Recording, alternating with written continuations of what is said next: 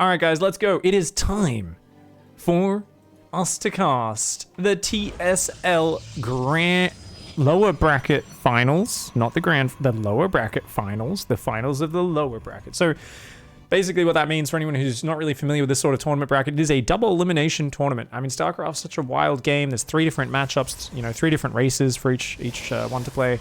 It leads to so many different situations. Different players have different strengths, and just losing to one player does kind of suck sometimes. So to find truly the best player across the largest number of games, we basically give every player 2 lives and then go from there. Now, if anyone knows, in the grand finals of this tournament, if you guys know in chat, was there any handicap for the player who came from the lower bracket? Because the way this works is basically both of these guys have lost a life at this point, but there is a player, Sue, waiting in the grand finals for the winner of this match, and he has not lost a match all tournament long. Chat is letting me know, they're saying there is actually no handicap for this grand finals. So a lot of people say that's fine, that's fair, because it's the finals, and you know the player came from the lower bracket has to show more maps. So what I'm gonna have to say is that's what I call fucking bullshit, and a lot of people disagree with me on this. This is one of my more controversial views, but I think if you give a player a chance of losing in the tournament and then he just gets to play again in the lower bracket and gets another chance, as opposed to a player who's won every match, I think it is an uncompetitive and shitty format. Now, there's a lot of competitions that use this. I always think at least a 1-map advantage in the grand finals. It's like, hey, Innovation and Trap have both lost a best of 5 series. Sue has won every single series through the tournament. Shouldn't he get an advantage? Personally, I do think so.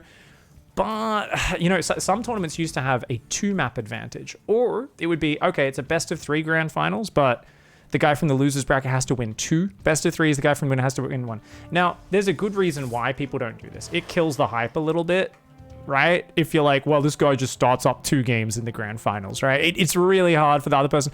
So having it on an even footing in the grand finals, like, I understand that. But at the same time, I'm almost like, well, why don't we just not do double elimination and instead do like a whole bunch of big group stages, round robin? You can get lots of games other ways without just giving a second life to one player while the other guy, you know, wins every match and doesn't get rewarded for it. So those are my thoughts on double elimination. And this is not a problem with TSL or Team Liquid. I love these guys. This is something I've been arguing with tournament organizers about for many years, and my other casters as well. And I would say most of the other casters and people say it's just a better show when you've got an even grand final starting from scratch. So I prefer that. And I go, yeah, I agree with that. But I think the IEM Katowice format is the better one. So the way that works is you've got these big group stages with 6 players who all play against each other.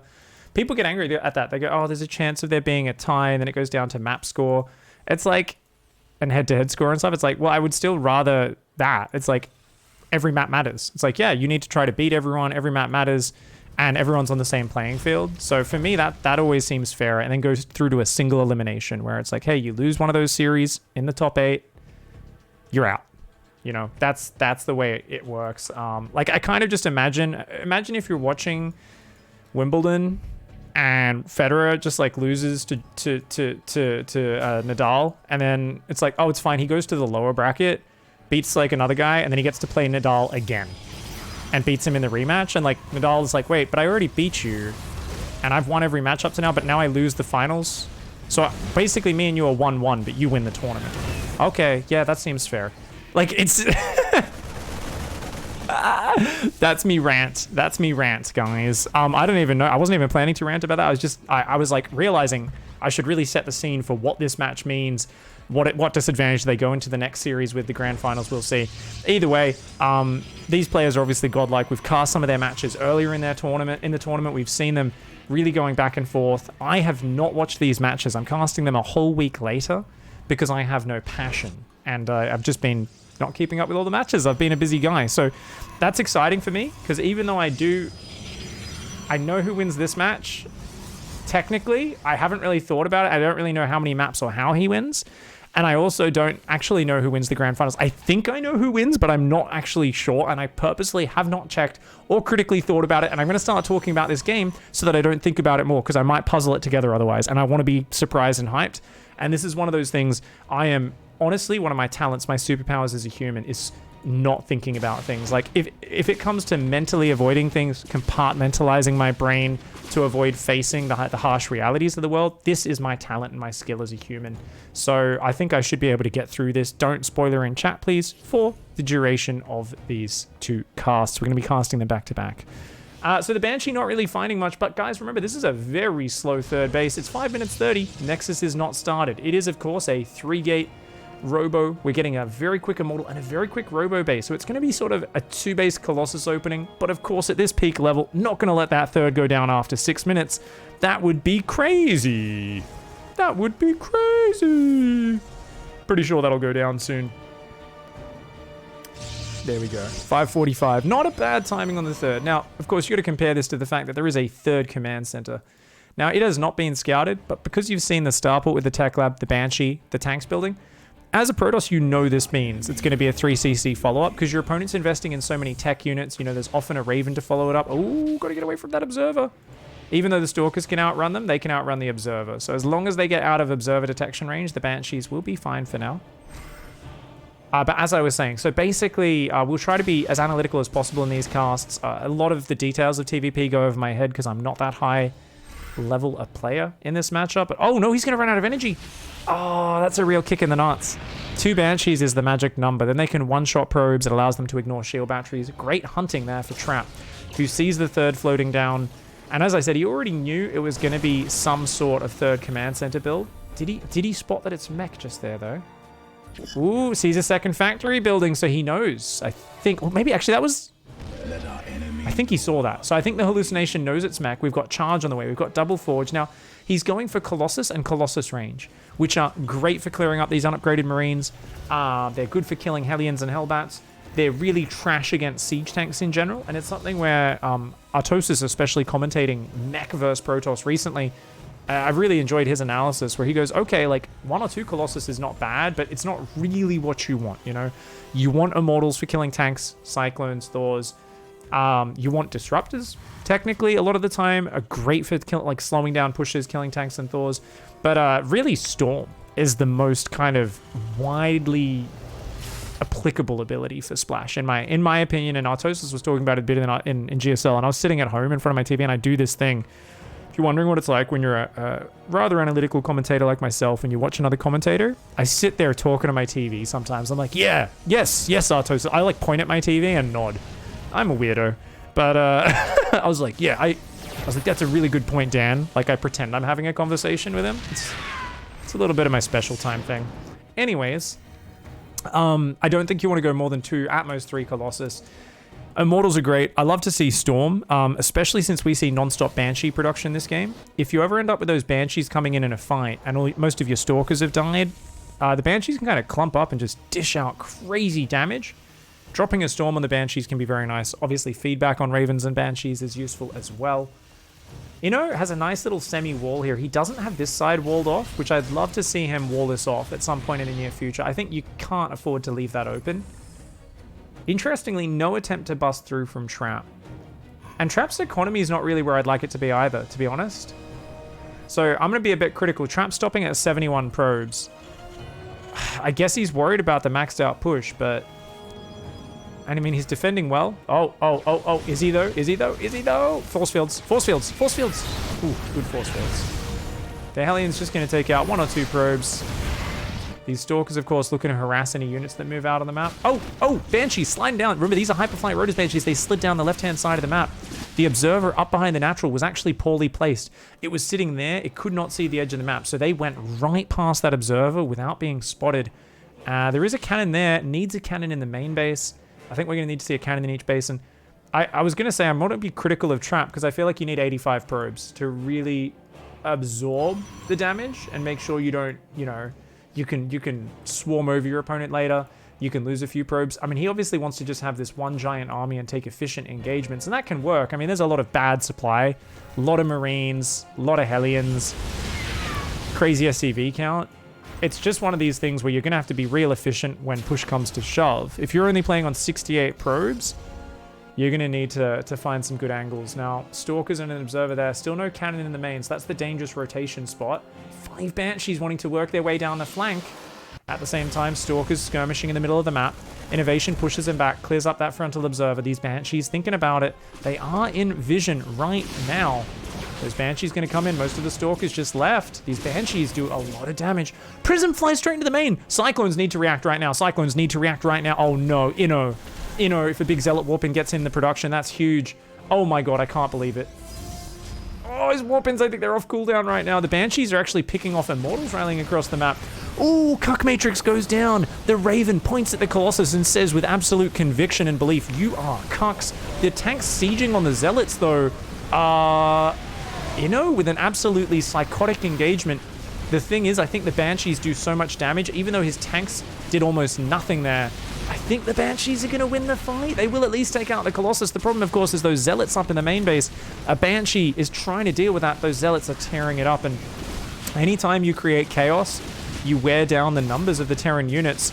It's quite rough for the Protoss player. Those Banshees are going to beat those Stalkers. The Hellions coming up, but they're getting surrounded by the Zealots, and you know what? There's a pretty sick trade for Trap in the main base.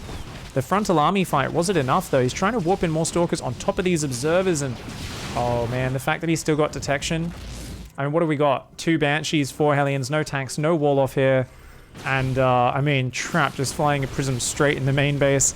Having that abundance of army supply, he's going to be able to just push in and punish and win. You know, Trap didn't have a lot of economy behind this. He doesn't have a lot of fallback. But if he can just get on the production, and he's got a Zealot and an Immortal there, these Cyclones coming forward. Hellions popping on top of them. Those Cyclones are starting to fall. Oh man, the Stalkers, sorry, are starting to fall. Trap. Remember, only on 66 probes. This is still a 76 SCV innovation after losing 18 SCVs, but that mineral line, 4 Zealots are in it, and this is Force's innovation's hand.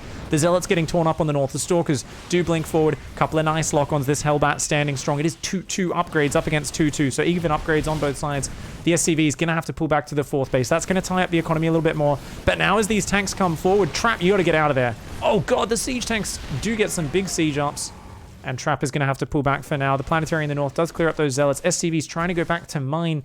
Trap here looking for an Immortal drop. He's trying to add a few probes, rebuild that economy a little bit. He's going to come forward, but it's so dangerous, man. There's still Cyclones with Magfield out. And Trap definitely has a little bit of a boner right now, but I love that he's trying to use the waistband trick. You can see here, takes a 5th, takes the gas, starts to rebuild probes 5 at a time, and he's still posturing, threatening, looking for angles, especially since these are kind of very mobile, low-cost units, but he's really got to kind of just slow things down and make sure he doesn't lose things like, oh god, that's dead, that's dead. Oh my god, loses an Immortal in the Prism. I love how he just keeps picking up and threatening what you'd think is the weakest angle to attack from, this narrow choke point. But Inno knows how exposed his base is up here. Where's the repair? Repair is here, yeah. I mean, I like running in and running out. This is one of the best things you can do as a Protoss, is don't commit to the Planetary, but threaten the Planetary, force the SCVs off mining, waste their mining time, use that as a distraction to get your other run-bys in. Right now, this is 20 Zealots, right? There's a lot of Hellions building though, so Inno scanning the army, seeing how many Zealots there are, I'm loving it. He's going to try to slide a Hellion counter out. Colossus doing very well versus that. These 2 Colossus still very good versus the Hellions, but look at the Hellbat count. Oh, you can't go in there, Trap. No way. Not into that many Hellbats. Surely. Surely, Trap. I think this is a disastrous... Fucking Zealots are good, eh? The Colossus actually helped clear those Hellbats. The Banshees are still alive. There's still 4 tanks on the left. Oh my god, he almost broke through? He almost broke through, dude. What the hell? There's no observer left. There's no observer left. That's... Oh, there's one on the left, but the Banshee's not in range and does save one of those Immortals, but... Man, Trap has become the master of attacking, guys. Isn't this so cool? Trap used to be the guy who wants to chill in his corner of the map the whole time. But I feel like he's doing this more and more lately, where he's attack. He did this. We cast his series versus TY earlier in this tournament. Some of the craziest, just non-stop attacking, trying to batter his opponent down. He's trying to do it here, trying to find the weakness, but is this going to be enough? Another big Stalker warp in. I mean, he's doing hot pickups on these Immortals. There's still 3 Immortals left over. This tank on the high ground, really all that's left here for innovation. And, I mean, did Inno need to just wall this off? I feel like he did, right? I feel like he needed to wall that choke off. And somehow Trap just batters his way through. I don't know how he does it, man. Trap has become the master of just battering his way through. often what you look at both as the mech player and as a player trying to dissect, you know, what the hell went on here, what was going on. You kind of want to look at this and say, okay, what was the first big moment where damage happened? Because as the mech player, you just want to stabilize and increase the complexity of your army. Now, it's kind of nice to have this like semi-wall off stuff, so it's just hard for units to get through. I do think there's something to be said for just having a proper wall with a bloody tank behind it though as well, right? Like that's my mindset as a noob, right? Now, he did let a lot of his Marines die out there. He's getting pulled around. His whole army's kind of running around a bit of a blob, and I mean, this prism really was the secret to Trap's success, right? So, Inno has this watchtower, so he kind of feels safe. He's like, I got 2 turrets on the edge, I'll add another turret there. But look at this prism, it just kind of comes straight up through, and I'm pretty sure Inno's going to see it on his minimap. Oh, maybe not. It's going right along the edge of the vision. So it's going to pop into his vision for a moment, but Inno's running his Banshees in. And you're going to see, it's once again in his vision for half a second, and then he doesn't really have it on his minimap until it's basically in his main base. You can see this down here. Base is under attack. And then he's like, oh, your army's there. Oh, and he goes, oh, what's that? And I'll tell you, like, honestly, my entire PvT versus Mech is based around one thing, and it is getting the warp prism in the back of the main base. Because the moment you get one Zealot warp in there, Zealots are actually the big counter to Mech. People are like, how do you counter Mech? Zealots are the counter to Mech in the early to mid game, right? Inno's almost maxed. You might be like, well, he's almost maxed. But keep in mind, what's his army? A lot of his damage especially is on the other side of the map with these Banshees. Raven, a support unit, not directly that good in combat. Only 6 siege tanks to anchor his force. It's a good army. It's not a great army. He does have 2-2 about, you know, going to kick in about a minute and a bit. It's 1-1 versus 1-1. But essentially, it's like, hey, if the Hellions go down to the Colossus or anything like that, then, you know, Zealots just can't really be dealt with by tanks and Cyclones very easily. Likewise, Stalkers, Immortals, Sentries, well, you need tanks to deal with those for the most part. And the moment there's Zealots in your main, it's like, just suddenly you're like, fuck. Like, you know, there's nothing worse, man, because how do you deal with this? All your units popping out are just going to die. And I do think this engage here was too ballsy. Like, he tries to go, fuck you, I'm going to jump on your army because of the double cuck matrix, as we talked about. Interference matrix, as politically correct people want to call it. But this was such a crazy engage. And I get he kind of said, I don't think you're ready for this. I'm going to jump on you. Like, you're focusing on the main, F you. I think this is probably a bad engagement in hindsight, right? Because it really is his job to slow things down. Trap's economy is pretty shit. It's on 61 probes right now. And those tanks just letting the Zealots get on them? I mean, I don't know, man. The Banshees, you know, they're good for jumping on armies. The Cyclones and Aliens are. The tanks, not so much. And maybe he should have just sieged the tanks, spread, sent all his Cyclones and Hellions back. I think he was worried because he knew this was going to do so much damage, but maybe he should have just ran all the SCVs, rallied down, sent a few units to defend. I do feel like this was just too good a trade for Trap, who's being cost efficient against Mech. Whereas you look at before that, by the way, where did the damage come from? I mean, the economy was kind of bad, and it was just losing 5 or 6 probes over here, right? Yeah, Trap doesn't have a lot of economy, so Trap kind of needs to find an opening. Now, how do you scout this as Inno as well? Was Inno aware? You know, I actually do think Inno was aware, because he saw there was no gases on the 3rd, which I think kind of already tells you that your opponent's like not going sky toss or late game or anything. So I think technically if you see there's no gases there, no gases here, it's like, yeah, he's got a 4 base economy, but it's not really a big 4 base economy. The number of probes is about the same as you'd have on 3 bases, right? So perhaps there's like a reaction within there to be more careful, be more defensive. I do think this prism in the main was obviously the key. I thought he was going to stabilize there. Oh, no. Shit, I went quit replay. I meant to Alt F4. Did I Alt F4 in time? Please? I don't think I did. It's probably going to reopen StarCraft now. Let's see. All right, let's go into the next game. So, yeah, I mean, he almost stabilized. Don't get me wrong. Maybe he could have rewalled that choke point that Trap kept attacking through, but just Trap kept finding the weaknesses and the openings, and I still can't believe that push through the choke where there was such a good clump of Hellbats. But I think the Zealots just kind of managed to get out through the choke and spread out enough, and somehow, I guess the tank shots weren't landing in the best location or something like that. So game 1 does go to this man down here in the bottom right-hand side in the blue, representing Jin Air Green Wings. It is Trap. Cure is no longer on Jin Air, but Trap, Maru, SOS, and Rogue still are? I'm quite sure. He says with a big question mark, the cogs returning. I'm looking at chat. I'm like, can you guys double check for me? I'm pretty sure. Up here in the top left, in the red, it is Innovation.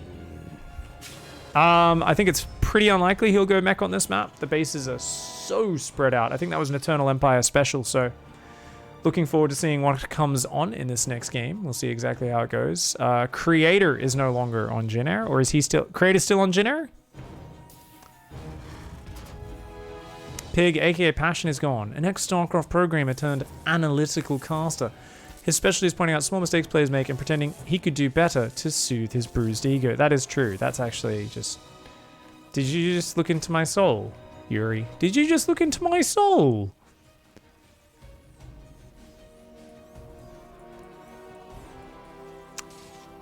What if you just had the player that didn't lose automatically gets more money? Yeah, that's one way of doing it. GSL has a good format as well, says a Priest of Gix. I actually don't like the GSL format. I think it's okay. So back on what we were talking about at the start of game 2, the problem with GSL format is you don't have round robin groups. So you've got number 1 best of 3s. GSL broadcasts have been very short for the most part lately. I really want my longer best of 5. I would love to see best of 5s in GSL, or, and even better, keep best of 3. I don't mind the brutal best of 3 format, but you know what you can do? Either have bigger groups or don't make it, or make it... It's hard doing round robin with 4-player groups.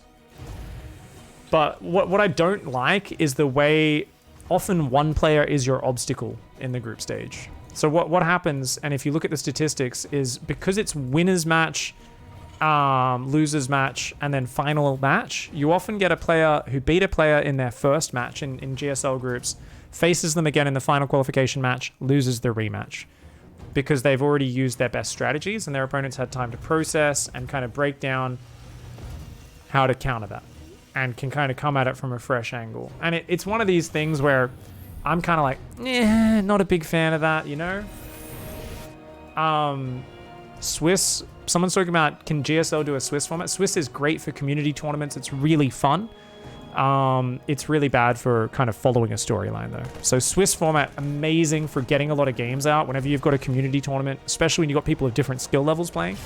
For those who don't know, look at that, pulls the mule off so it doesn't lose minerals. The way a Swiss format actually works is basically everyone just gets matched randomly with another player. And then everyone who wins a match, wins their first match, plays someone else who wins a match. Everyone who lost, plays someone who lost. And it keeps going. So then it's whoever's won 2 matches, is 2 wins, 0 losses, is matched with someone else with 2 wins, 0 losses. People with 1 win, 1 loss is matched with someone else with 1 win, 1 loss. People on 2 losses, 0 wins are matched with each other. So you automatically get, it kind of filters the top players end up facing the top players to see, and you know, to see who gets the very top. And then the lower players will eventually end up getting wins because they'll end up being matched against the other lower players. So what's cool about the Swiss format, you get a lot of games, you get players inevitably matching the other players around their own skill level, no matter what. There's no, oh, Maru and Cyril didn't play, right? So as much as a Swiss format would be awesome for all the ultimate hardcore fans, it's hard to follow a bracket. People are like, oh, it's just like a weird leaderboard where you... What? Like, you know, it's not as easy to follow, so I understand why tournaments don't do it. I think these are great tournaments. TSL is great. I think GSL is great. This is like really me nitpicking. I'd be like, no, give us a few more games, maybe. It can work. There's a lot of ways you can do it. Anyways, I really like the fact that we are seeing bio here for a minute. And what you're going to notice, guys, this is an insanely fast 2nd and 3rd barracks, stim, shields.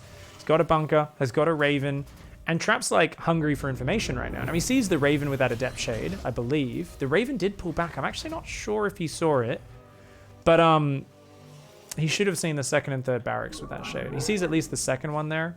So how do you adjust or how do you play this? Looks like a hallucination will be coming out. He's going to be going that Robo Bay again. So it looks like the same build. So Trap wants to play this kind of Colossus-focused opening. Now, he has a probe out here. I'm not sure if that's just for show or if he saw something different, he'd already have a third base. And I think if he thought it was a third CC, there'd be a higher chance of him potentially going for a quicker third Nexus, even though he didn't do that in the last game. Comes in, sees a Raven, sees some bio, good micro on this.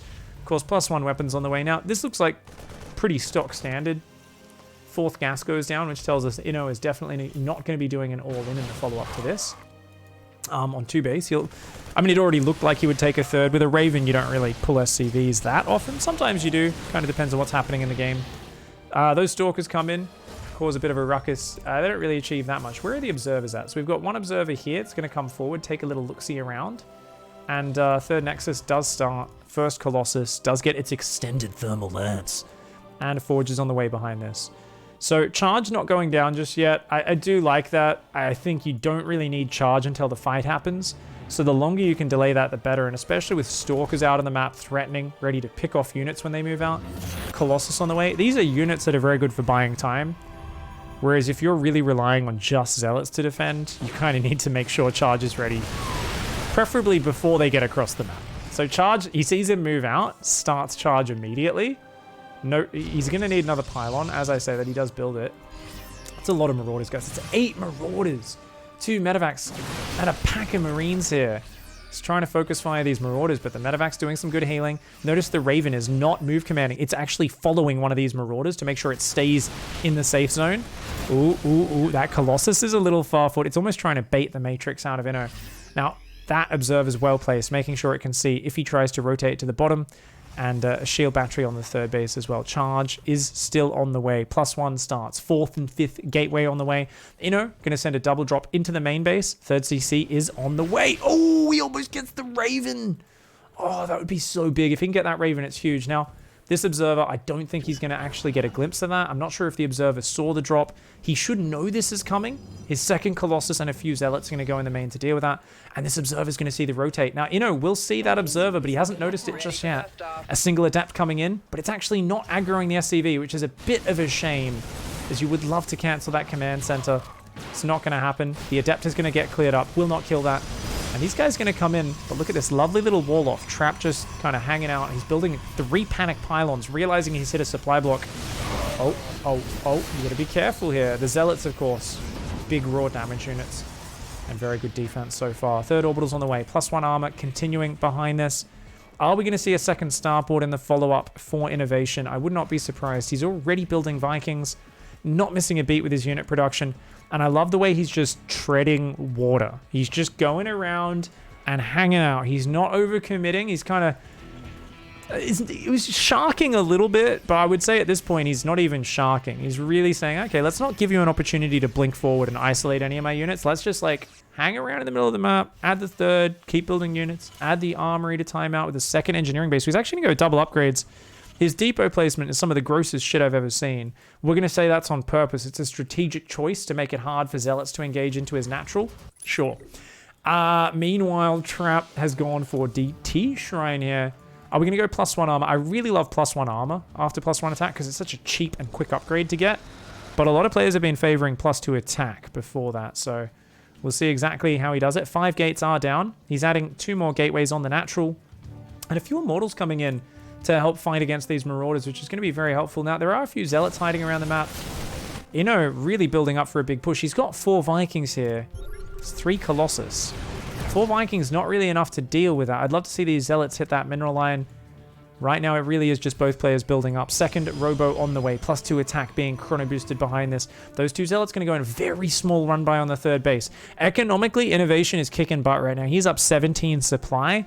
It's all going to be about the tech in this battle. You know, Trap here is almost just waiting for Inno to overextend, but I feel like Inno hasn't missed a beat with his macro, and as long as he adds Ghosts, extra Vikings, he'll be good. He loses, what, just 2 SCVs here. Zealots come in from both sides. They're mostly cleaned up. A few more Zealots work their way across, but notice Trap right now, where's his Warp Prism? It does not exist. He's never managed to squeeze a Warp Prism out this game. There's no pylons on the edge. So every time he warps in these Zealots, he's got to work them all the way around the map. And also his observer count keeps getting butchered. And look at this. Inno is going to catch one more observer here. This observer's trying to run away. Trap is starved for map vision. He wants to get a 4th base right now. Now he's going to send 4 DTs in. The great equalizer in TVP in recent months has been, oh, Protoss looks like he's losing. And then, bam, DTs slide in. But is there a turret? Are there any turrets? There's no turrets. Because he went Raven. Sometimes a player who opens Raven is the weakest against mid-game Dark Templar because they're the player who's never built those missile turrets to deal with observers and push back observer vision. They're the player who's got that Raven, they're relying on it. When these DTs run in, that base is going to be very exposed. So I like the way Trap's out on this map. What I don't like is the Viking versus Colossus count. 10 Vikings versus 3 Colossus. Those Colossus are dead weight. Now, I love that this is the point that he stops as well. Notice that? Swap back into medevac production. He's not going to overbuild those. So Inno here just building up, floating. Actually, he's not floating. He's got a 4th building there. 3 ghosts. He's got Radius of the Sun on the way. For those who don't know, that's what Roddy calls this upgrade. It is the enhanced shockwaves upgrade. And he says we shouldn't use the names because what the hell does enhanced shockwaves mean to a casual player? He says we should call it what it obviously is. So it is the upgrade which literally gives the EMP the Radius of the Sun. DTs run in, kill a turret, run away. I don't like that. I don't know if Inno had already seen it or not. Oh my god, he's going to hunt him down, man. Yeah, I feel like he needed to make sure Inno was out of the map before he really did that. Great splitting on the DTs, though. At the same time, Bio with no medevacs run down here. This is what we call a distraction squad, but it's going to get caught. It's going to get caught. And those units will go down. Stalkers can chase him down. Obviously, Inno's going to try to micro his little heart out. He's going to replace those anyway. He's got 3 more barracks on the way, more ghosts. Does need a 4th, does need some more command centers as he goes into this later stage. I think there was a point where Inno could have won the game. Excuse me, army versus army, but forcing that fight is a different story. You've got a Protoss who's kind of like, here's me Zealots, here's me DTs, and Inno instead is forced to basically buy an insurance policy, which involves missile turrets all around his base. It involves slowly taking a 4th, making sure he is locked down against these run-bys, and Trap, on the other hand, is like, you sure you've got insurance? Do you have insurance against my whole army running up here? And he just fucking YOLOs up here, but he's got to be careful he doesn't get caught. Disruptors can zone the ground. One good disruptor shot clips a Marauder. Yeah, good extraction here from Trap. Ooh, he gets the Raven. Oh, Inno's coming in with a very ballsy engage into the balls of Trap, funnily enough. A ballsy engage into the balls. Who would have thought? DTs and Zealots on the bottom side. Oh, man. Dude, Trap's tearing him apart right now. As long as Trap can get this army back and give time to recharge. Oh, no. Trap did not think he was going to keep chasing there. Oh, no. Those disruptor shots, they were okay. He needs to fire 1 or 2 more disruptors. Zealots are coming in, though, and those Zealots might be enough. Oh, man, the bio is looking good. 2-2 versus just +2 attack, guys. You know, we've been seeing, oh, what big disruptor shot DTs here, and they avoid the scan. He's so consistent at that. We've seen Protoss players go single forge, and they always have more units, but you've got to remember that the moment it's just them standing their ground versus bio, the bio is way better upgraded. In the current meta, the Terran players are building the better upgraded army. It's the Protoss players who are really fighting with these weaker units. They don't have any staying power, and they're having to be cheeky dickheads with things like having just an abundance of splash, an abundance of sneaky DTs and tech units. And it looks like Inno, I mean, I think the upgrades and just the ability to pick that engage on the north side of the map forced the army-to-army engagement. Even as his 4th got picked off, he lost a lot of SCVs. This army stands strong. 3-3 is going to be kicking in just about 30 seconds here for innovation. And what have you got as Trap here? You got a disruptor. You're building another disruptor. You've got piss all economy. I do like this style, by the way, of just 4 gases for the entire game. It seems like a really cool way of just having heaps of minerals. But a part of me also just kind of worries that so many Protoss players are not building their economy as hard as they used to.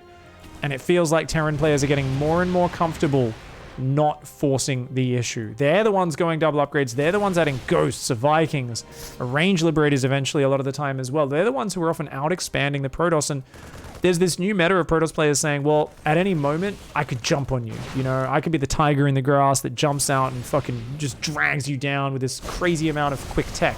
Quick DTs, quick splash damage, gigantic balls on the ghosts. Won't be enough, though. There's just not enough Protoss to back it up, mate. A couple of good disruptor shots. Little Zealot warp in. This is only half of Inno's army. The other half stims in from the top. And yeah, they're playing this style where they've got a big army.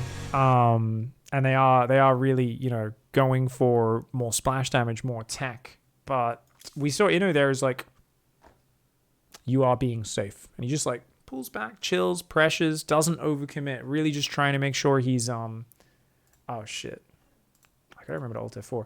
Really making sure he's not overextending. And you know, Protoss players have been all inning. We saw, wasn't it? Where? What was the GSL match? I'm looking up Wikipedia right now while we load the next map, guys. Wasn't Innovation who knocked out Trap in season 1 of GSL? I remember there was that game on that giant 4-player map. Who was it that knocked him out? It was Trap versus Innovation on Obsidian, which Trap ended up winning, but he never went past like 54, 56 probes for the entire game. And I remember watching it and I was like, what the fudge is this? And he was like, well, I have 36 zealots just waiting if Inno gets out of position all game. And I remember, I think it was the Inno game. I think I'm thinking of the right one. Or maybe I'm thinking of a TY party. I think it was Inno, and Inno was playing maybe Mech, or maybe I'm getting my games crossed. Either way, I've seen a few games recently where these Protoss players are like, it's a totally normal looking macro game where you'd expect the Protoss to go 75, maybe 80 probes. And then you kind of look at this game and you're like, wait, why is he not building workers? Like, he's not going for a big all-in, but he's just hanging on 53, 55 workers for like 5 minutes. And you're like, what? So there's a weird thing where I feel like Protoss players are more than ever not just following the standard macro up path at the moment. Maybe it's because Terran players got good at killing them. Maybe it's because they're afraid of the Terran late game with the EMPs and so on. But there's been a shift, and Protoss players definitely being much more aggressive. I'd like to see some more of the traditional macro mixed in there, but we'll see how it goes. Down here in the bottom right, it's Trap. Up here in the top left, in the red, playing Terran, it's Innovation. Does Inno have a team right now, guys? I forget. Did he sign up with someone recently? Inno is pretty awesome, man. You've already climbed to Gold 2. You've only been playing for a few weeks. That's awesome, Themesis. Good on you, dude. The game scales up and gets deeper and harder and more detailed and also more satisfying very quickly. So just remember the ooh, I went up a tier. Ooh, I went up a tier. That like immediate ooh, feel good from the progression of leveling up. It does slow down pretty quickly, but I feel like you come to appreciate a lot more of the other things that are beautiful in this game. Someone was saying, shouldn't Trap go High Templar and maybe Phoenix to deal with the Marines? You might be thinking a bit too hard about unit counters if you're thinking about that. I mean, just standard compositions are fine. So Colossus are good versus Marines. It was pretty traditional, mostly Marauder heavy bio from Inno in that last game, and I expect the similar sort of thing here. Marine's about to come out. It's Marine first. CC goes down. That probe from Trap has been a real try-hard, by the way. He has really annoyed him. Of course, this is Cybercore before Nexus. So it's Cybercore, Nexus, second pylon, second gas, chrono boosted adapt. And you're going to notice this funky rally point, because if you just rally the adapt across the map, it's going to pop out on this side. And then once it pops out is when the unit will start pathing and going, how can I get from where I am to where the enemy is, right? So cues it to pop on the not trapped side of the gateway and then walk across the map in of itself. Second adept on the way as well. Makes us think Stargate. 2 adepts very quick, of course. Could just be trying to pile on the aggression. 2 more Marines are on the way. This probe is still alive. Comes in, zaps that SCV once or twice. The Marine does trap it. So the cool thing about this, you might be like, oh, isn't this just the same as going a Reaper reactor, but you just have less units? The reason it's more is a Reaper actually takes way longer to build than a Marine. So this reactor is finished a lot earlier than normal, but Adept already gets a shot off, which is very nicely done. Now, notice that factory is very far back. So actually, Trap was not able to check. Hey, is this a 3 racks? What's coming up behind this? Is not able to see the factory. That's why you build your factory far enough behind the wall, because Trap really wants to check, hey, what the hell's going on? Is there a factory floating onto this reactor? At least he can confirm that there is indeed the barracks still on that. But look at this, Marines coming forward to fight. Trap needs to let that Adept finish regenerating some shields. Trap would love to pick a fight and deal some damage. Ooh, a single Hellion does slide out. I do want to see Trap walk up the ramp, see if pick off a Marine or 2. Stalker joining up as well. Oh no. Guys, we're about to see a Hellion win this game. Trap's like, yep, keeping him pinned back. This Hellion snug out, there's nothing at home. Warp gate's It's about to finish, but this Hallion's going to kill like 5 probes. And this is very early. Oh, man. Are we going to recall? Oh, man. Probes versus Hallion. Oh, this is so fucking bad, guys. Oh, God, this is so fucking bad. You know, it's like, how dare you try to send every unit across the map and leave nothing at home, you shithead.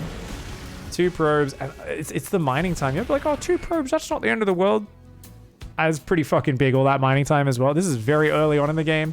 It hasn't actually won the game. I am exaggerating, but it was very nice. Just in between those Adept Shades, that slides out of the map. And that was a single Widow Mine drop. Behind this, Tech Lab Factory, Tech Lab Starport. Guys, it's going to be a Marine Tank Banshee push.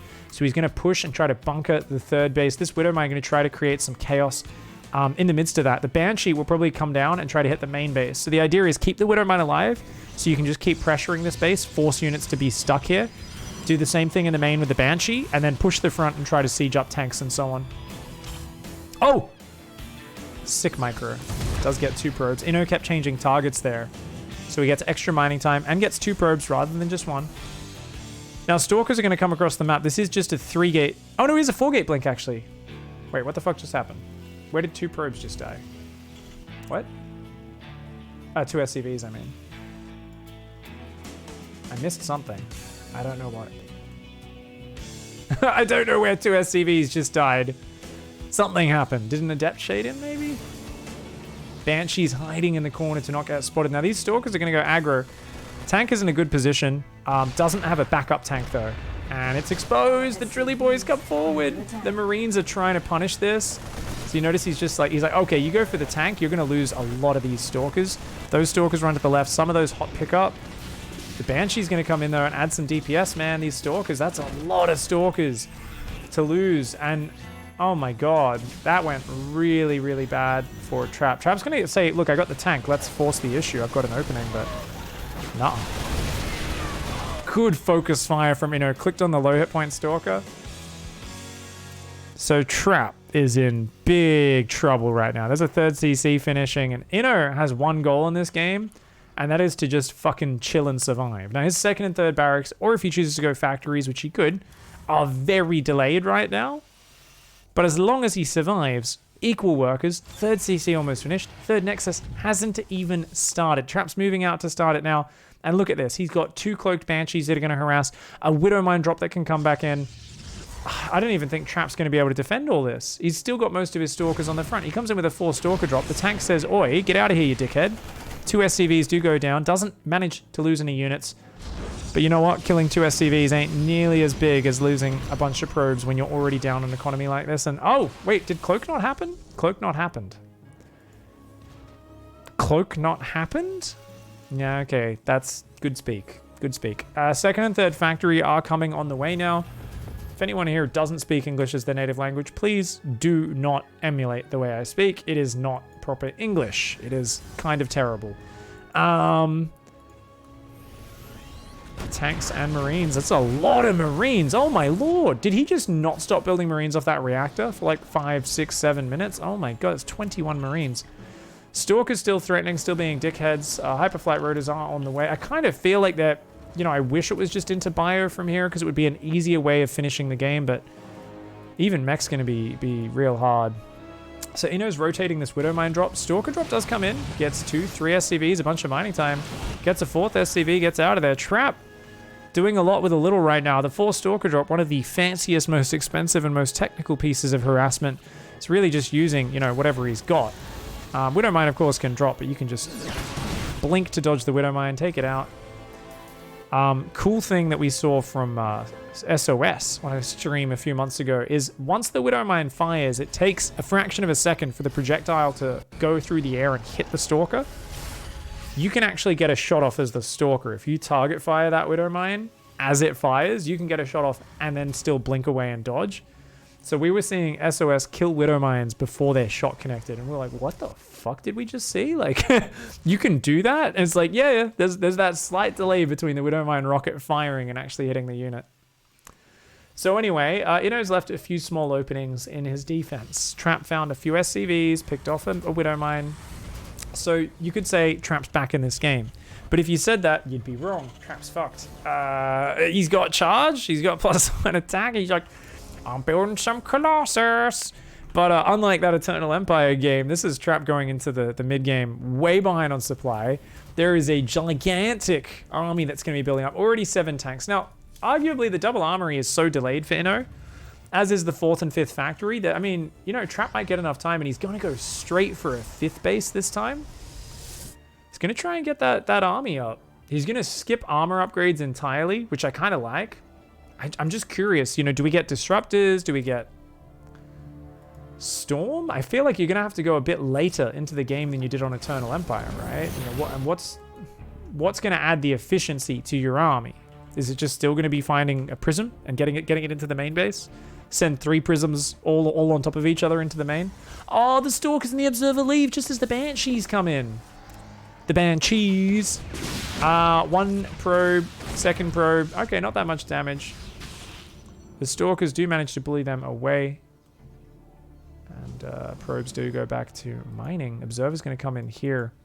The Banshees, of course, do have very good range. 6 range, and they can all stack on top of each other. So if the Stalkers are on the edge like that, all the Banshees can stack on top and shoot at once, and only 1 Stalker can return fire. But good micro there by Trap. Does push that back. Trap is going to kind of shark around with a very unscary army. But remember, the lack of mobility for Inno is a big problem. He's still got that Widow Mine from earlier, and his Marines are kind of useless, shitty units. So Inno's going to send the 8 Marine drop across the map in an attempt to just say, well, I want to harass, but I also want to get rid of these units. They're not going to do shit when a frontal fight happens. Like that little Cyclone Hellion zoning force. And we are going to see the Banshees on the bottom left zoned out. Hellions come in. Blue Flame is done. Probes taking some big damage. Good spready on the probes, but still going to lose about 10 of these. Stalkers will eventually clean that up. Big attack comes forward. The tanks are sieged on this ramp, though. This is the position that's so impossible to break on this map, is that high ground. But it's hard to actually get your tanks all the way down here. They get much more in the open, and that's where Trap can potentially find some engagements. 5 probes building at a time right now.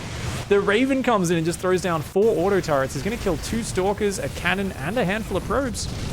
Hey, not bad. Like I said, he's just trying to reduce the complexity of his army. Inno's got so many units to micro. Oh, he just F2'd this drop back. Inno, I feel like it's been a lot of small, uncharacteristic mistakes in this game. So he splits it off again. Hellions, Cyclones here. To me, when I see a player doing a lot of redundant actions like that with F2, it's not so much, oh, he's so bad at StarCraft. It's, you can kind of feel that there's a little bit of indecision and that they're having a little bit of trouble finding where they are in the game and exactly what their focus should be. A player who's really kind of aware of every area of the map and everything that's going on isn't going to be like that. But hey, we got a big push coming in. It's a lot more Cyclones this time from Innovation. It's a very mobile army. He's once again going to try and siege his tanks in the battle, but it's only 2 tanks that are exposed this time. So even though they go down, it kind of baits Trap in. And the Banshees, the Cyclones, the Hellions do much better. I think I much prefer this way of the aggressive engagement. By the way, that Marine drop comes in. More Marines run across the map as well. A lot of probes going down. Unupgraded Marine drop at the 12-minute mark. Gonna find some damage. Base is taking big damage. Speed Banshees going across the map as well. And I really like the way he just sieged 2 tanks super far forward. I think you've got to keep those tanks spread. Cyclones, Hellions, Banshees, very high damage units, but yeah, the Marines buy time. Inno wants to get rid of those Marines so badly. The Banshees do snipe the Nexus. He's going to rotate down this bottom side and look for that main base, which only has a single cannon and a battery in it. And I'll tell you what, Banshees do not care about that. They can just click on those if they choose. Does take that down. A few Stalkers warp in, but not enough to fight this, man. You need like a solid 12 Stalkers to beat that many Banshees, and Shield Battery's going to do some work, actually. Tries to blink to dodge the projectiles, but yeah. You know, it's like, recall your army, dickhead. He recalls 1 prism with an immortal in it. The recall animation was actually what ended up scaring him off there. Cyclones are going to get caught. Oh, a big blink forward. That's a great catch for Trap. Does lose a few of his Stalkers for it, but catches some of those expensive and exceptionally fragile Cyclones. And oh, lovely maneuver. Does cut them off on the retreat. The Hellions will get out. The other units will not. The Banshee's going to come back in, though. Remember, Trap's back to 4 bases. He's down to 60 probes right now. And it's such a problem. When you're behind on the economy, behind in the game, dealing with speed banshees is one of the most difficult things as the Protoss player. Once you lose a big fight, you're so desperately trying to replenish your army so you can engage front on. And I mean, he knows he's got to do something. His economy's just thrashed. He comes forward and he's like, well, your army's 6 times bigger than mine? Ow. Is trying to hot pick up units to break lock-ons. Nice micro from Trap. I don't think it's going to be enough, though. Those Banshees do decide to come back here and, you know, still continuing his upgrades. His 2-2 is now done up against the +2 attack, +1 shields here of Trap. Man, I'd love to see some storms across that held that cyclone, right? But he's going to go for one last push. You know, it looks like he's going to hold. Yeah, man, that tank line is monstrous. I mean, it's amazing the way Trap micros, the way he goes forward, spreads the units, he's blinking the Stalkers back. He does a lot of cool things, but this is very funny because it, you know, that Hellion was so crucial in the early game, remember? Whereas, like, hid the factory, and this Hellion just comes out. And I think they did catch a glimpse of it, but Trap wasn't looking. Let's go to Trap's camera here. It's not that one, it's the next one. So it's this shade. And you can see we're on Trap's camera. He looks at it, he looks away. I'm not even sure, actually, if the Hellion even went in vision. Let's double check. So he definitely wasn't looking. He just looked at home at the moment that they maybe glimpsed it. I'm here in the shadows. Oh, he barely misses it. That Hellion did actually barely get past. That Hellion caused such a nuisance at the start. So as this Hellion really slowed down, but it also spotted that this was 4-gate pressure. So this Hellion sees what's coming and does a whole bunch of damage. Slows down this Prism, slows down these Stalkers. The Widow Mine drop comes in, just a single Widow Mine drop, really minimal commitment, which is the way to do it. You want to go straight into tanks and just defend at home, right? Even more mining time. And then by the time this Stalker attack hits, like, I don't actually pay attention to the game timer much, but I'm pretty sure Parting has hit this attack at like 4:30 before, you know, with the same number of Stalkers. Instead, it's like 5:20 because that early game has been so disrupted. And it's just, they blink in a big clump. And the thing is, so that's already bad because the tank shot gets maximum splash on these other 2 Stalkers. Whereas if you knew there was a tank, you might blink one Stalker purposefully away from the pack or like blink it half a second before the other Stalkers blink in.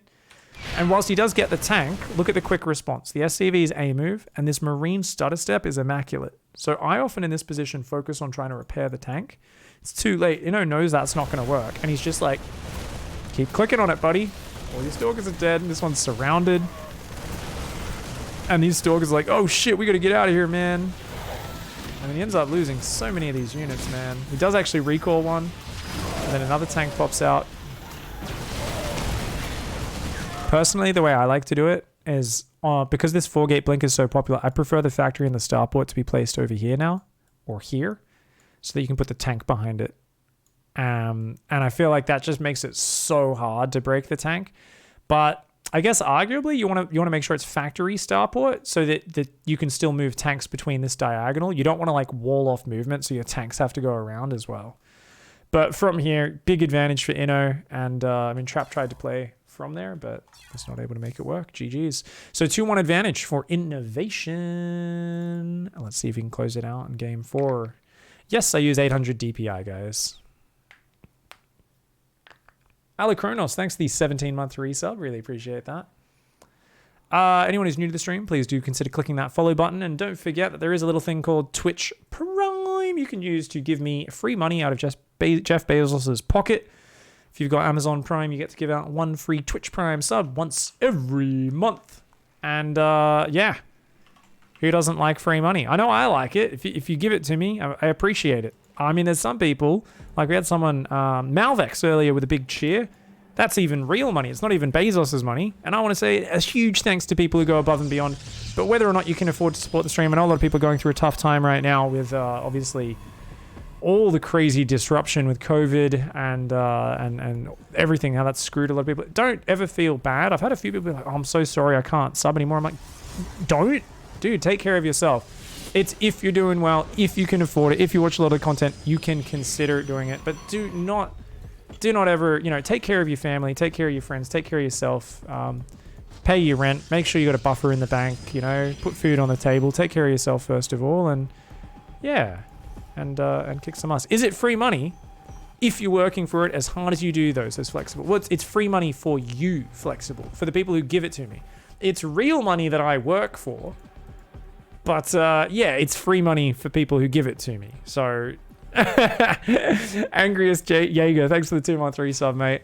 Thank you very much for that, guys. Appreciate the support. If you are on YouTube, you're not really a fan of Twitch, or you don't know how to use Twitch or whatever, and you do want to support, a lot of people recently have started hopping on board with the lovely the Patreon. There's a Patreon link down below in the YouTube description. Click down there.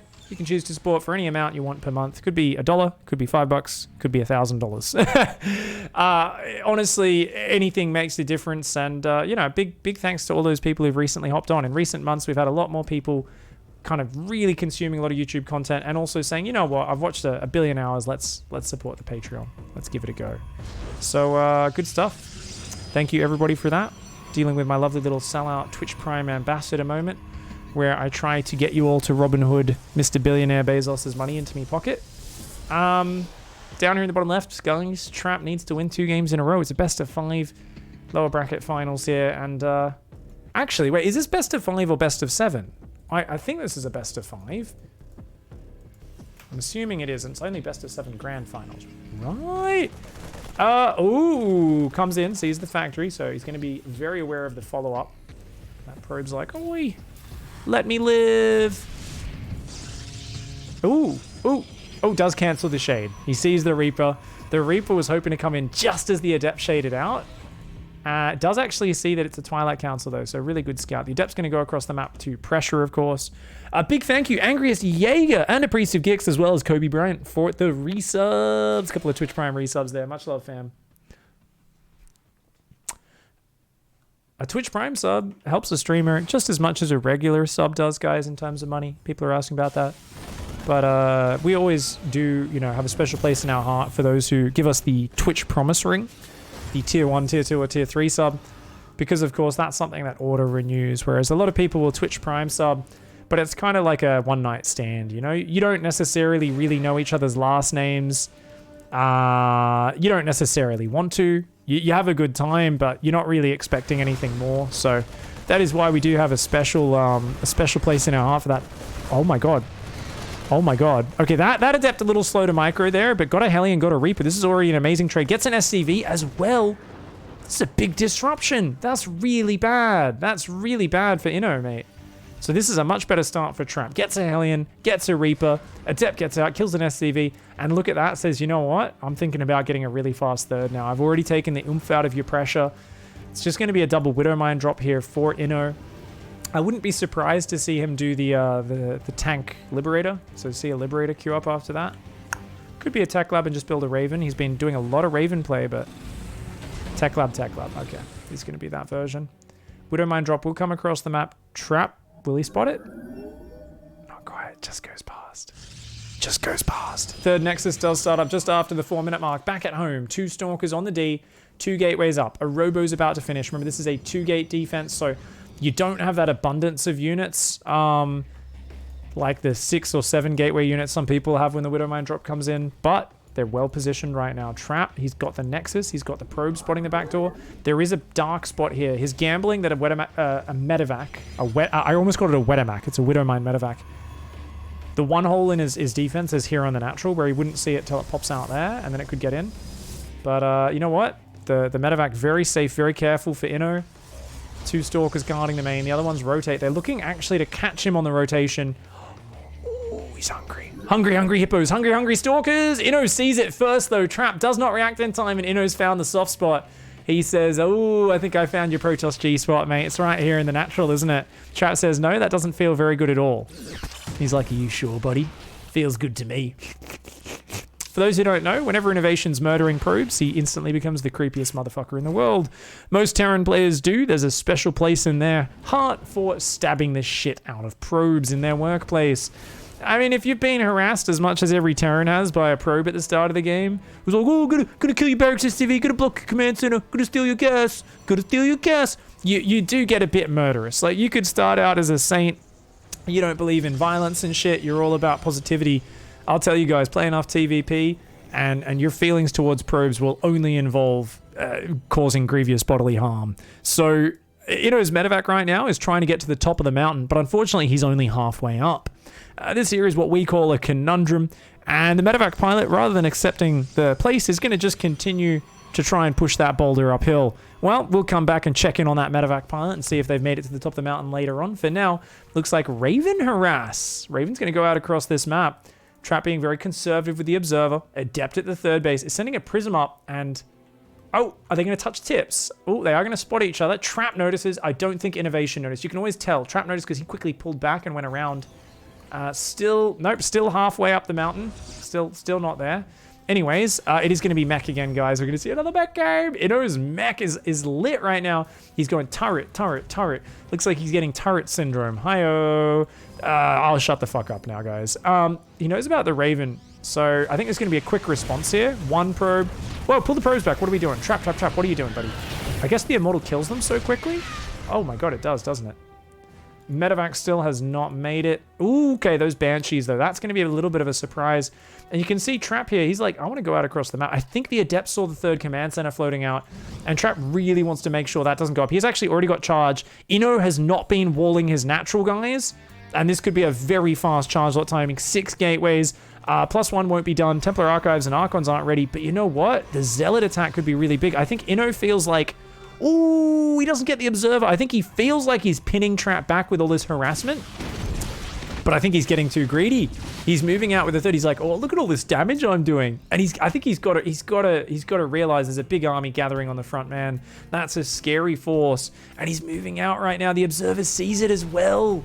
The Raven's not there to snipe that. And he thinks he's doing so well, and he is. Don't get me wrong. Economically, Ino's ahead, but he needs to not die right now. Oh my god, siege your tanks. That's so many Zealots. They're coming in from both sides. Trap here. The Immortals need to move up that ramp. Those 2 tanks just disappear. The Immortals, too much damage, man. And I think that's going to be that. I mean, the Zealot timing comes in. Banshees hit the natural. There's no D. The Widowmine goes in the main at the same time. Ino realizing, I've got to punish you. Your whole army's at the front. I got to do damage. The Banshees are taking out units there. He needs to throw auto turrets on the third as well. But I mean, all that damage, it's not going to matter. He's just going to get breached. He's trying to get tanks out. His SCVs and a few aliens are fighting, but I think these tanks are going to pop into danger. Stalkers blinking into the main. There are some tanks there. They are going to start fighting, but look at that. The Immortal focus firing. One tank goes down, the other one sieges, but it also getting hit. The Immortal will take that tank out as well. And it's just SCVs versus actual fighting units. These 2 Banshees are not going to cut it. They're not going to win the game. The Banshees over here have killed 28 probes along with the Widowmine. The Raven is still just chilling there. I mean, Trap's taking epic damage, but as long as he kills every SCV, which he's already done, and he's got an Observer, right? I think there's an Observer somewhere here. Somewhere? I don't know. Maybe they're both at home. I'm not quite sure.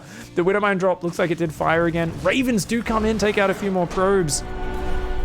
That was a crazy engage there from Trap. He said, you know what, I'm going to leave minimal defense at home, but I'm going to look for this. And there was just a lack of vision outside of his base. This Observer surviving as well was crucial, right?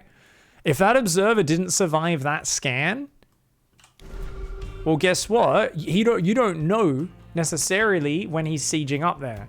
And if those tanks were sieged, a few more units rallying out the position, if Ino had a chance to maybe realize, oh shit, there's an army on my doorstep, pulls the SCVs to buffer, and all he needed to do really was just survive, because he's got such good harassment ready on the other side of the map to go in.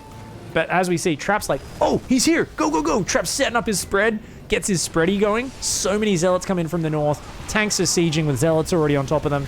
Unupgraded Marines, the Hellions go down very quick, and those Immortals closing the distance with 2 of those tanks, while the Zealots get an almost surround on the tank on the north. Beautiful bust there from Trap, just taking that one out. And GG, well played.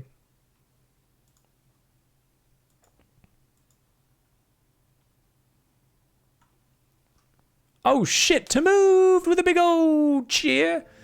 A 1,000-bit cheer. Let's let a bit of flatulence fly.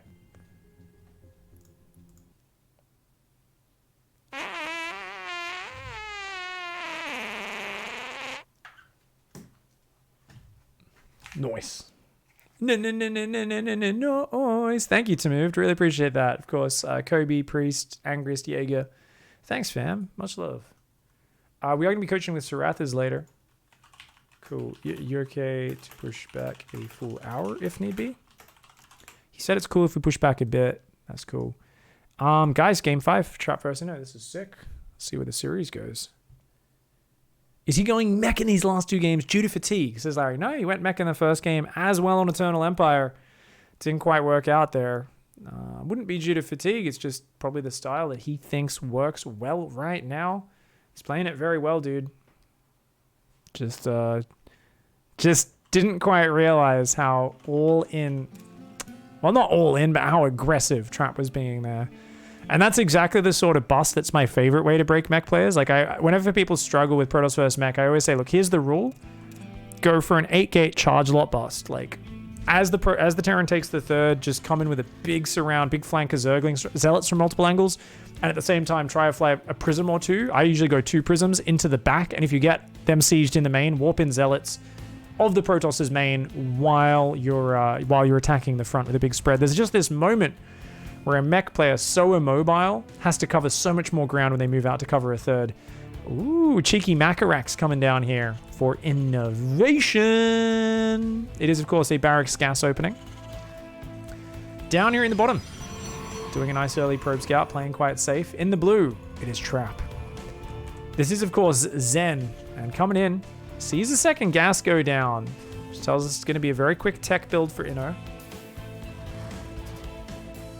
Next piece of scouting is, does the factory go down at home? So he's going to look around for the barracks, see if that's nearby. I think he will find it. Looks like he's checking for it. And then he's going to say, hey, is the factory proxied as well? I think even seeing the barracks here, you usually feel pretty chill. Ooh, he's going to harass the SCV. Might even get it. Oh. I mean, the barracks will finish. Yeah, he hops off, hops back on. So every time you halt production for a second and then immediately start rebuilding it, it's going to throw that SCV to a new building position usually. So good little off and on micro. In and out, some call it. The in and out micro, the pull out method, which Innovation is a master of. You know, a lot of lesser Terrans have a lot of regrets. But, you know, they're very quick with it. Ooh, the probe goes through the mineral line, forces a few SCVs off. And, of course, does see this factory at this moment. So Trap's just going to hang around in the main. He's locked in there. See if he can chill. Quick Nexus behind this. I always feel like this opening, if the barracks get spotted, I think favors the Protoss. But what we've seen recently is players like Trap be way too obsessed with trying to go blink in the follow-up because that's his favorite way of controlling PvT. Because the tech is faster, the Reaper production's faster, there's often multiple Reapers though, Terrans have realized Protoss players are still just taking a really quick expand, going straight for blink. They're not either going Stargate or Robo with a quick observer, which are the 2 things which scout and actually provide follow-up information. Because of that, we've seen Trap die to TY, we've seen Parting and other Protoss players all die to these top Terrans just building non-stop Reaper Hellion and just doing a crazy push. Like, there's all sorts of crazy timings coming up off these proxy barracks builds. And they've been working specifically because for a while in the meta, the Protoss players were being greedy. Now, I love the respect here. Stargate does get spotted, by the way. That Trap is going to go back to that Stargate build. I mean, he used to be called the Sky Command and the Wing Command or whatever the hell he was called for a long time because he really did pioneer Oracle Phoenix play and Stargate play in general as a solid way of playing against Zerg. And is just a master of those air units. He's such a good Protoss, but I don't think it's the style he's as comfortable with in this matchup right now. Ooh, oh, the Stalker's come forward, but the Reaper just grenade bounces it out of the way. Oh, the Hellion's in there. The Oracle's not ready just yet. No. Oh, okay, he tries to wall them out. He's gonna try and wall behind. Okay, pulls a few probes off. Good D here by Trap. Could have been a lot worse. Now, you can't jump down there. Those probes can surround easily. Yeah, that's a really shitty jump-in point because of that. The probe, like even 3 or 4 probes can A-move and trap a unit there. Just a heads up, if you guys are ever defending and they keep abusing that point, just commit everything to the high ground. If they jump down there, your probes can surround them so easily. Oracle now coming across the map. 2 Stalkers in a depth, looking for counter pressure. There's a Cyclone coming out, and it looks like a Lib is going to be the follow-up pressure.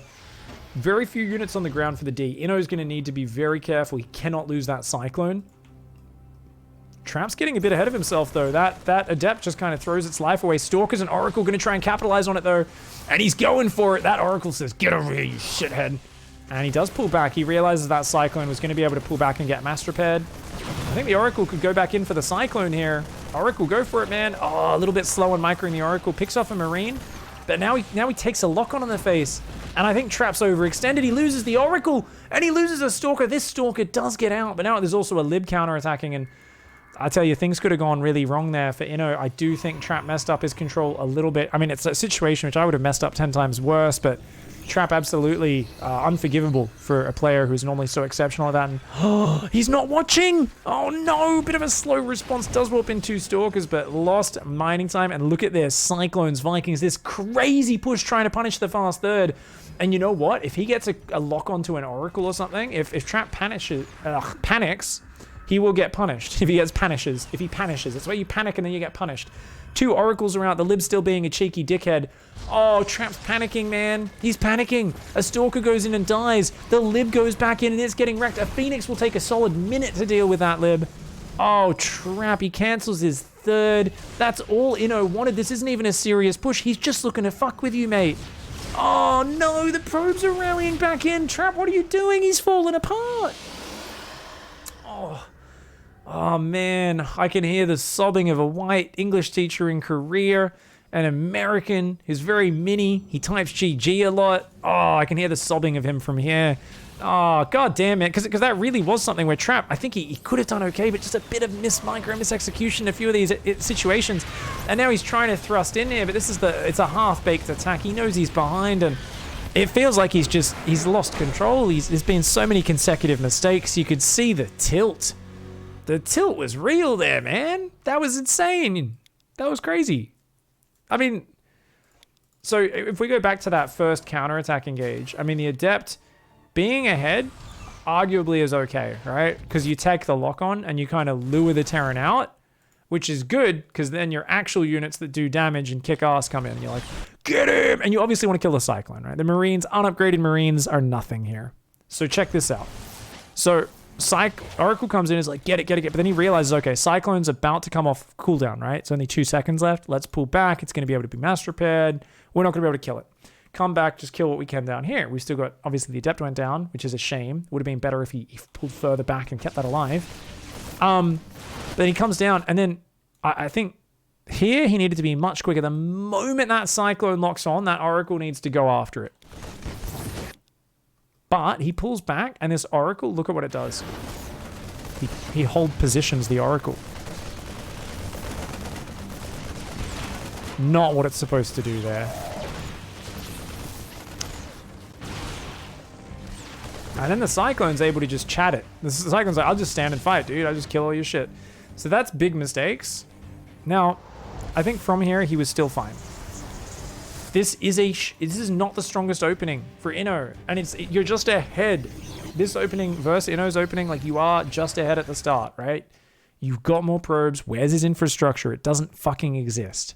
You got to remember the Terran has to do a lot off this opening. He can't just be like, oh, I killed 4 probes with me Hellion and Reapers. Like, that's not enough.